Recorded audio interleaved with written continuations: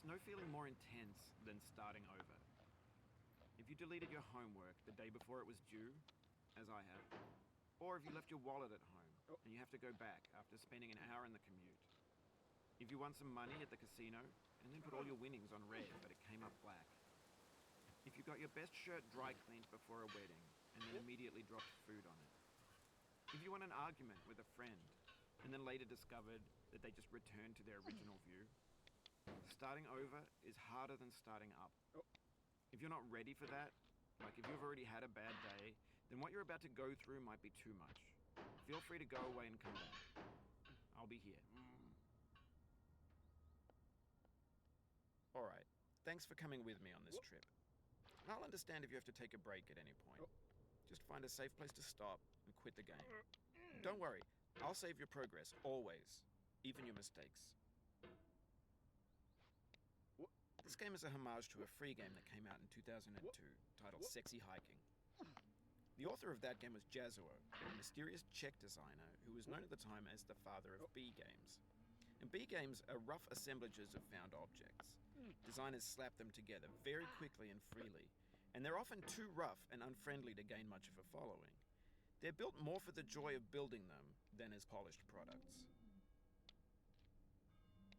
In a certain way, Sexy Hiking is the perfect embodiment of a B game. It's built almost entirely out of found and recycled parts, and it's one of the most unusual and unfriendly games of its time. In it, your task is simply to drag yourself up a mountain with a hammer. And that act of climbing, in the digital world or in real life, has certain essential properties that give the game its flavor. No amount of forward progress is guaranteed. Some cliffs are too sheer or too slippery. And the player is constantly, unremittingly in danger of falling and losing everything.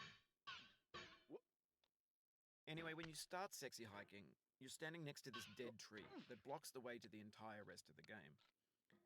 It might take you an hour to get over that tree, and a lot of people never got past it. You prod and you poke at it, exploring the limits of your reach and your strength, trying to find a way up and over.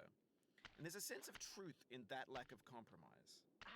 Most obstacles in video game worlds are fake. You can be completely confident in your ability to get through them once you have the correct method or the correct equipment or just by spending enough time. In that sense, every pixelated obstacle in Sexy Hiking is real. The obstacles in Sexy Hiking are unyielding, and that makes the game uniquely frustrating. But I'm not sure Jazuo intended to make a frustrating game. The frustration is just essential to the act of climbing, and it's authentic to the process of building a game about climbing. A funny thing happened to me as I was building this mountain.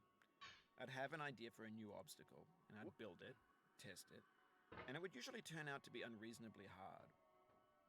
But I couldn't bring myself to make it easier. It already felt like my inability to get past the new obstacle was my fault, as a player rather than as a builder. Imaginary mountains build themselves from our efforts to climb them, and it's our repeated attempts to reach the summit that turns those mountains into something real. When you're building a video game world, you're building with ideas, and that can be like working with quickset cement. You mold your ideas into a certain shape that can be played with, and in the process of playing with them, they begin to harden and set until they're immutable, like rock. And at that point, you can't change the world.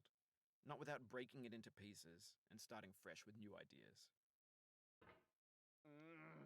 For years now, people have been predicting that games would soon